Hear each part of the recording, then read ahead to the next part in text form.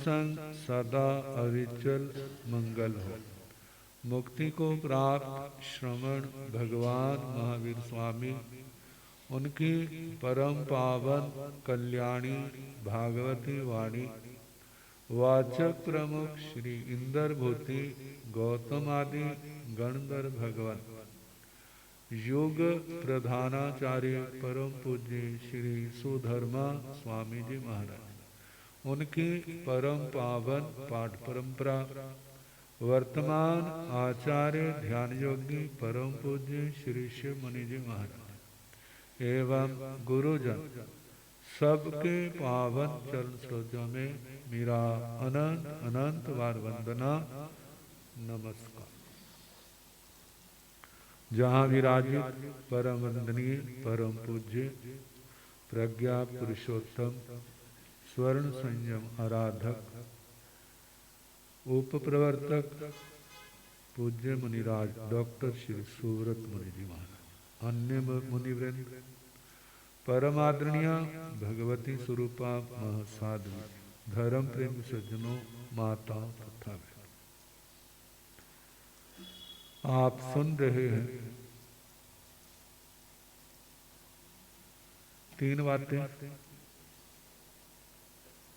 अस्थिकाय धर्म श्रुत धर्म और चारित्र धर्म। श्रुत धर्म में वाचना स्वाध्याय के 5 अंगों में पहला वाचना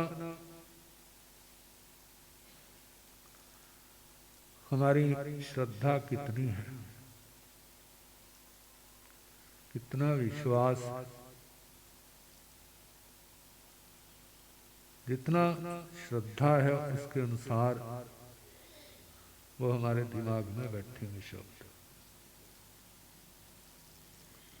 देखो कितना उपकार है हमारे पूर्वजों का। भगवान की बातें 2500 साल से ज्यादा हो गए, फिर भी आज भी हमारे पढ़ने में सुनने में आती, ये अपने आप थोड़ी आती, उनका उपकार है। ना होता तो फिर दुनिया के अंधेरे में भटकते। तो गुरुजनों के चरणों में श्रद्धा भक्ति विनय पूर्वक बैठ करके आगम वाणी को सुनना। सुनने के बाद एकाग्र चित हो करके जो भी तो विचार करे मैंने क्या सुना। सुनते तो हैं लेकिन सुनने के बाद विचार तो नहीं करते, बस सुन लिया, महाराज भी खुश हम भी खुश। कहते हैं भोजन खाने के बाद जब तक पचाया ना जाए तब तक शरीर को नहीं लगता। ऐसे सुना हुआ भी जब तक उसका अर्थ चिंतन ना किया जाए तो वह भी अंदर परिणत नहीं होता। जे सुनने की परंपरा कोई नई नहीं है, अनादिकाल से। जे वाचना चलती रहती है, भगवान का जे धर्म भी चलता रहे। इसके अंदर ऐसी ताकत है, यदि हम ध्यान से सुनते हैं तो हमारा ध्यान बदल जाता है। जो आरत ध्यान था, रौद्र ध्यान था, उससे छुटकारा हो जाता। शुक्ल ध्यान तो बहुत दूर की बात है, जो उत्तम संघनन वाले को होता है। उत्तम संघननों में सर्वोत्तम तो वज्र ऋषभ नाराज संघनन। ऋषभ नाराज और नाराज इनको भी उत्तम संघननों में माना जाता है। जानते हैं कई बार लोग सैर को जाते हैं ना, तो उनके हाथों में कुत्ते पकड़े होते हैं, और कई कुत्ते तो छोटे छोटे होते हैं, और कई, और वो जोर क्या लगाते हैं, इधर चलो इधर चलो, और उसमें उसका खींचने में रोकने में कितना जोर लगता है, लगता है ना। कुत्ते को बस में करने में इतना जोर लगता है, यदि आपके हाथ में बाघ हो तो फिर कौन खींचेगा। कोई भैंसा हो वो जोर लगाए तो खींचते रहना, यदि वो अपनी आई पर आ गया तो घिसटते जाएंगे। और हाथी है तो उसकी ताकत तो और भी आगे है, और मानो शेर हो तो कौन खींचेगा, आप खींचोगे वो खींचेगा। तो देखो भला हमारा मन वो भी तो हमारे को खींचता है ना, और हम वैसे ही घिसते हैं उसके पीछे। बोलो घिस, आप उसको घसीटते हो जब आप घसीटे जाते हैं। देखो भला मन ही तो घसीट रहा अभी तक। जिस समय मन को हम घसीटेंगे ना, तो फिर संसार के रास्ते बंद हो जाएंगे, मोक्ष का रास्ता क्या हो जाएगा, खुल जाएगा। लेकिन इस मन को घसीटने की ताकत तो तभी आएगी ना जब हमारे अंदर ज्यादा होगी, तो हम उसको घसीट सकेंगे। और जब हमारी ताकत कम है, हमारा विवेक कम है, हमारी साधना कम है, फिर तो मन ही घसीटेगा इस आत्मा को। जब आगम वाणी सुनते हैं तो आत्मा को अपनी शक्ति का एहसास होता है। जब शक्ति का एहसास होता है फिर उसको जगाने का प्रयास किया जाता है। जगाने के लिए जिसकी गाढ़ी नींद हो तो कैसे जागती हो भला। तुम्हारे से बच्चे नहीं जागते, वो भी जबरदस्ती उनको उठाते हैं, डांटते भी हैं, पानी भी गिरते हैं। और ये आत्मा कितनी देर की, ये आत्मा की शक्तियां, विवेक शक्ति कब की सोई, इसको जगाना आसान नहीं। जैसे कोई नहीं जागता, गहरी नींद में पड़ा है, तो उसको बार बार आवाजें दी जाती। जैसे उसको बार बार आवाजें दी जाती है ना, ऐसे आत्मा को भी ये आगम बार बार सुने जाते हैं और पढ़े जाते हैं। सुनने पढ़ने के बाद फिर आत्मा की नींद खुलने के आसार हमारे सामने आते हैं।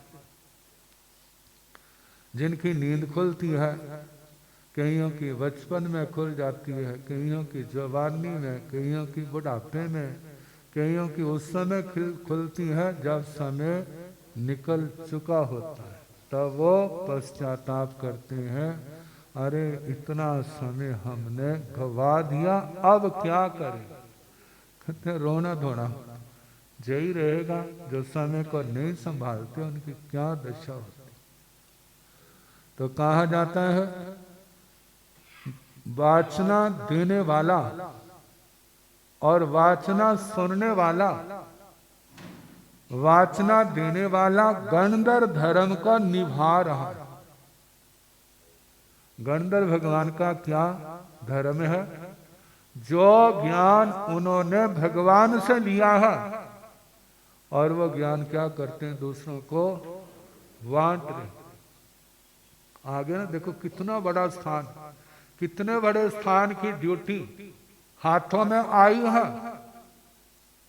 और ये ड्यूटी जो है, कर्तव्य, महान निर्जरा का स्थान है।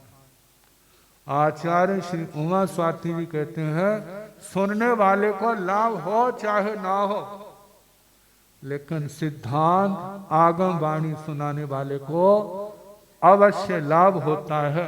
कारण पहले उसको सीखना पड़ता है, अभ्यास करना पड़ता है। जब तक उसके योग एकाग्र नहीं होंगे तब तक इस वाणी को सुना नहीं सकेगा। उसका लाभ पक्का है। अब सुनने वाले, यदि सुनने वाले मन लगा करके सुनते हैं तो एक दिन ऐसा आएगा जो गुरुजन गणधर भगवंतों की उनके कर्तव्य को, कार्य को निभा रहे हैं, उनके अंदर भी क्या आ जाएगी, वो क्षमता आ जाएगी। सुनेंगे तो आएगी, नहीं सुनेंगे तो फिर कहां से आएगी। सुनने में भी तो योग एकाग्र होते हैं। कितने तो इतने एकाग्र जिनको 25 बोल 9 तत्व अर्थ सहित आते हैं ना, जब वो शास्त्र की वाणी सुनते हैं इतना मन लग जाता है कि ये नहीं पता रहता मेरे पास कौन बैठा। ये भी तो समाई का अंग है।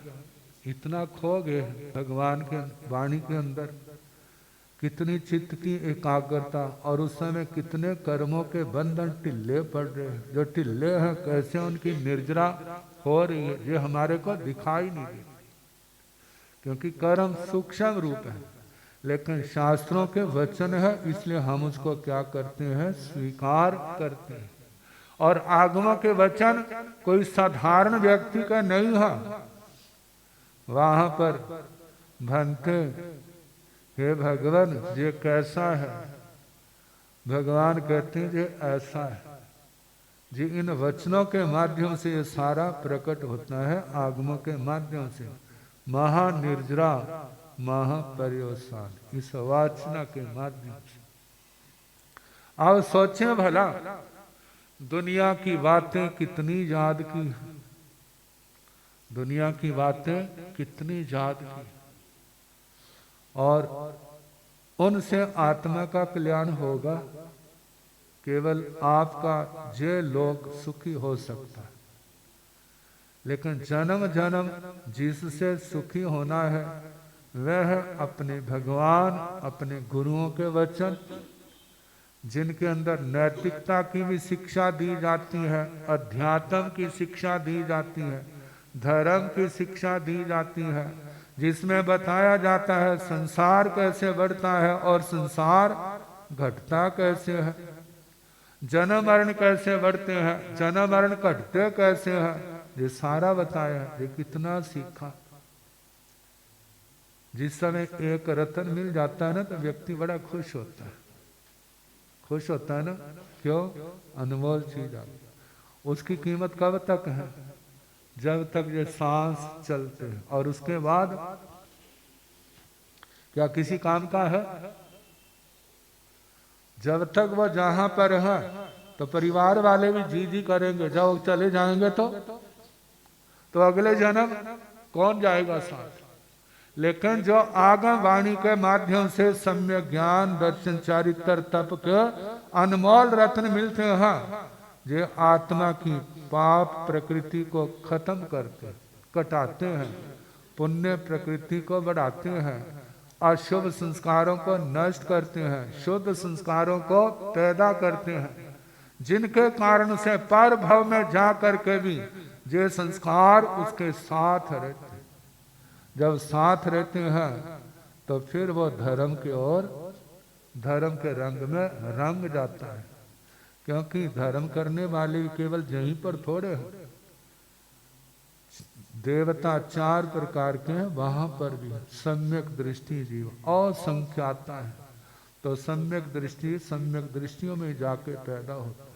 मानो दूसरों में पैदा हो भी जाए ना, तो जैसे सम्यक दृष्टि मिलेंगे ना, वो उन्हीं के रंग में क्या हो जाएगा, रंग जाएगा। क्यों? क्योंकि उसने संस्कार इकट्ठे किए हुए। ये वाचना से अनंत लाभ इस आत्मा को मिलता है। एक एक गाथा सोचो, वो गाथा याद करो, उनके अर्थ का चिंतन करो, जो हमारे को मार्ग दिखाने वाली है। अब इसके संबंध में समय हो चुका, कल जैसे अवसर होगा सुनाने।